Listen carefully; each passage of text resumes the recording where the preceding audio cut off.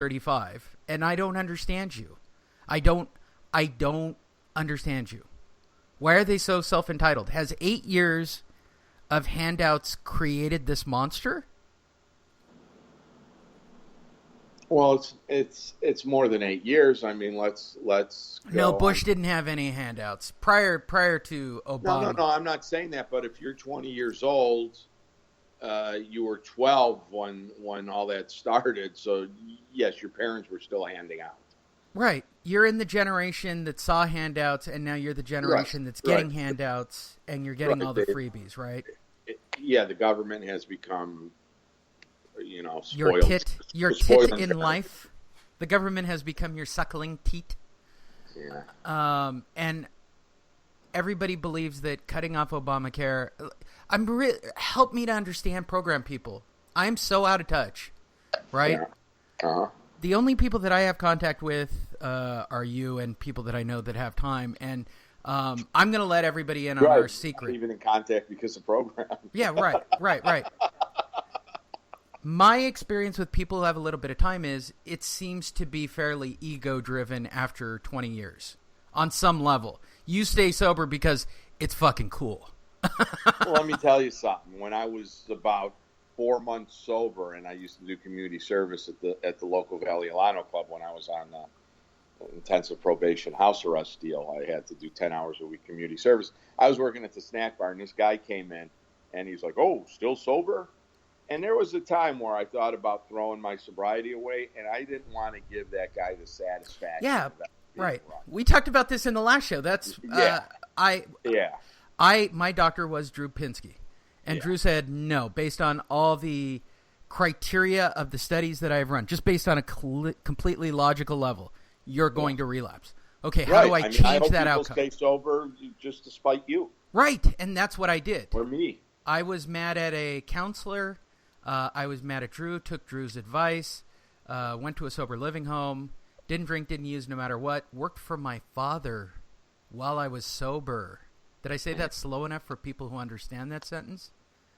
I could never do that. It was pretty fucking intense. I don't talk to my dad anymore, okay? And that's not even a right about it, talk about it. I'm like, that's intense. Like, we can't be in the car and be civil, and I've got a 12-year-old daughter who sits in the back seat going, yeah, it's pretty bad. So I did all those things, right? What I can't wrap my brain around is the concept of why would this cause a relapse? Like, how can Trump cause your how can Trump cause that much anxiety? I have had no less than 50 friends, most of them program, unfriend me on Facebook this week because I think that him being elected is no big deal. I think it's beyond no big deal. Yeah. I can't. I mean, I'm trying to rationally explain that. I realize who the audience is listening to this at the moment. Yes. And I would say this, if you're in that 20 to 35 range and you're attractive and female and you're smart and you actually understand the words coming out of my mouth, this isn't addressed to you. I'm talking to the people. I'll even expand it to 18 to 35. All right, that's fair enough. I have a 12-year-old. You know the rules. Once your daughter gets close to that age, it's kind of you gotta. Yeah, it's got to be an exponential of 10 or 20 years from your daughter's age or something. What? Yeah.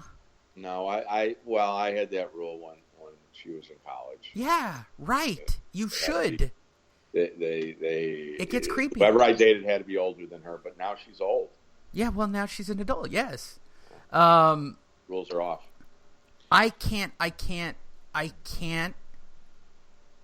And I know somebody's looking at the screen and they're just mad at me. I'm thinking you're the dumbest fucking people I've ever met in the like. I've seen some dumb shit. I've seen a lot of dumb shit in the program. I've seen, I mean, like, I can't believe you relapsed over that. I can't believe you went out over that. I get the dual diagnosis people who believe that the little people are across the street with binoculars. I get the damage. My mom and daddy didn't love me. Right. Give I love all that. People with binoculars a show.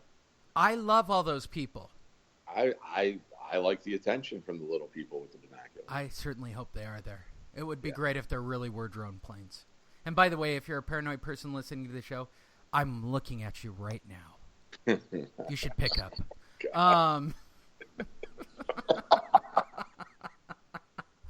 I'm using your camera on your screen. You should cover it up. Oh. That's just evil, right? I should throw out like a random name. Yes, you, Steve. How do they know my name? Because it's common, bro. I could have said Bill.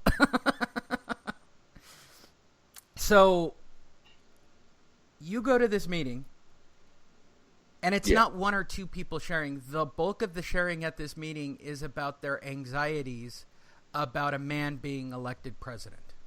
Yes. You are a sponsor. I mean, how do you process this? I this? got to tell you, Wednesday night, there was a lot of newcomer chips, a lot of 24-hour chips. A lot of people went out Tuesday night. They couldn't. I couldn't believe it. They couldn't believe it. I'm just like. And they actually said they went out because of. Yep. Straight up, couldn't handle it. Fucked by 30 days, 60 days, 90 days. I explained to them that they went out because they were alcoholic and addicted, and I can't even say it without laughing. They needed a flimsy excuse. Can you imagine me calling you up? You and I we are friends, but I would also say that you probably have the most impact on me program-wise as a neutral person. Could you imagine me calling you up and saying to you, legitimately, dude, I drank on Tuesday. This fucking Trump thing. I don't know what I pissed 23 years away. Yeah. I don't know what the fuck happened. Like, it was so overwhelming that when I got back from BJJ and I saw the election results at 3 a.m, I had to fucking do a rail and fucking do it up. I drank a bottle of wine. Yeah. Can you would you not laugh in my face? Would you laugh in my face? In the Caribbean? Huh? You can't even do a rail. They had a $11 billion bust in the Caribbean. Oh, okay. I don't know. I didn't even know. I don't even know if you can get Coke. Okay, let's just go with the easy. Okay, Pink's on the list to become illegal. The new synthetic heroin craze that is 50 times stronger, so people are doing the same amount. Oh, that's good. That's good. Yeah. Would you laugh at me if I drank a bottle of wine over this election and got drunk and pissed my time away? I would be disappointed with anybody that drank because of an election. I don't. You know what? Here's the truth. I couldn't even imagine telling the people that I've known in the program for 23 years. Right. I can't. Like my two close friends that are program people. Right. I can't imagine telling James or Bruce. Like, but it's only an excuse. So... It's only a horrific event. You know, September 11th was the same thing. Everybody went out over terrorism. Why? I'm sure the Kennedy assassination, sent half of the program out the door. Okay, hey, look, if I worked in... Now, talk about messed up elections. That thing was fixed from the get-go. Yes, it was. But let's talk... But okay. Let's talk about September 11th. That's a good example, okay? That's one of those events where you know where you were. Most of you weren't alive yet, so just bear with us. Right. If I worked inside of one of the Twin Towers, okay? If I was working in one of the Twin Towers and I had escaped within an inch of my life, okay, I might have celebrated with a drink. I could see that. But would it be a combination of survivor's guilt that would cause that? I don't know. I don't have survivor's guilt. And neither do I. I had a situation where I couldn't leave the country, and I was supposed to meet a girlfriend's brother in Bali, and I couldn't get my passport. And they kept putting it off every day. And that weekend, her brother got killed in a nightclub bombing in Bali, and she had horrible, horrible survivors. But I mean, for once, the feds did something good for me by not letting me. Yeah, leave. right. I'm sorry if I was always taught in the program by my first real sponsor that I needed to be prepared to walk over dead bodies and go to my meeting. Because people are going to relapse. They're going to relapse for stupid reason. They're going to die, and you should get used to it now. People you like, people you know, people you spend time with, people that have actually caused you to have genuine emotion in a good way are going to die. Okay, I get that. So I've been fairly harsh and clinical about this. How is a reality star making people relapse? I don't get it. It's mind-blowing to me. It's literally mind-blowing to me. It's the dumbest thing ever to relapse over. All right, so... Well, but see, I don't know. You think relapses in general are dumb? I think the relapse is already there. I just think that any excuse is somebody needs an excuse to relapse. It's I rarely hear somebody come in and pick up a newcomer chip again and go, I relapsed because I just wanted to get loaded. It was always, this girl, that, that I got fired, this didn't go my way, I didn't get this job, I found out that I wasn't sick, just stupid stuff. And the legitimate reason is that you're an alcoholic and an addict, and you're going to want to get high, and you're going to want to get loaded.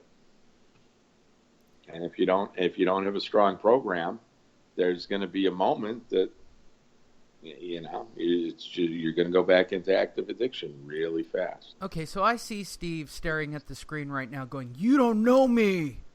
You guys are old." Yeah. Okay, Steve, hold on. Are we so far removed that we don't know what to feel when it feels like it's on? Because I can tell you the last time I knew it was on, and I just, my addiction wanted to relapse, where I had to talk to someone. Right. And that was in 1993 when I had 6 months, and I went back to Vegas for the first time, and that's when I got my Vegas sponsor. Guy who had a lot of time in Vegas, who wound up being a family friend and a waiter at a restaurant that I was at, and actually asked me what letter program I was in. I rarely tell this story, but so the last time that it was on for me was literally 22 and a half years ago, or whatever it was. And my first trip back to Vegas to go cover a fight, watch a fight, actually at that time watch a fight, I was sitting at dinner. I was going down to dinner, and I'm trying to talk to my mom, who's a nurse, who took a very clinical approach to my recovery. Got into Al-Anon immediately. Very disappointing. But on the way down, I'm like, it's on. I'm going to relapse tonight. I know it's going to happen. This is the first time. I want to jump out a window. It's so bad. Right. And she's like, okay, it'll be okay. We'll have dinner, blah, blah, blah. I sit down. And this is where the angels in our path, I don't want to sound programming, but angels in our path, right? So the night before, this guy hadn't seen me for a few months, and he goes, where were you? I said, I went into recovery, and he looked at me and goes, what letter? I said, I qualify all of them. And I looked at him, and I said, it's on. He picked me up. This is a 5-star restaurant at the Desert Inn. Mm-hmm. Picks me up, takes me into the back, sits me down on a chair, pours me a cup of coffee, goes, tell me all about it. He goes, I have 20 years. He goes, I'm a heroin addict. I go to NA. He says, tell me what's happening. And I told him, and he goes, yeah, that happens. That happens. We'll go to a meeting tonight. It'll be okay. Just sit here, drink coffee. You'll be fine. And that was it. That's all it took for me to divert from doing it. So it's the simple action of being brave enough to tell somebody. Right. But I can see Steve staring at the screen going, you don't know. Steve, got a sponsor? Did you call him? Did you call him? Did you really call him, Steve? I can't imagine that conversation where the mania of staring at a screen is making you that anxious.